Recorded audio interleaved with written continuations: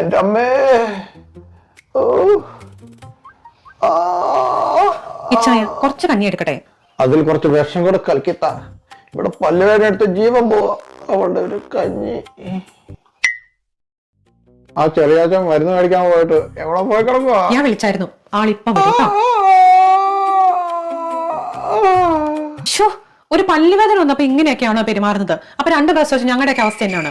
ഉസ്മാനെ, നീ പറഞ്ഞ ID പ്രൂഫും കിട്ടി. ഇത് 2 പൊടിച്ചിട്ട് റമ്മില് കലക്കി ഒരു പിടിച്ചാൽ നിന്റെ വേദനയൊക്കെ പമ്പെടുക്കും. 2 മതിയാവും തോന്നില്ല. ഇതെന്താ കപ്പലിന്റെയോ വായത്തിനായിട്ട്?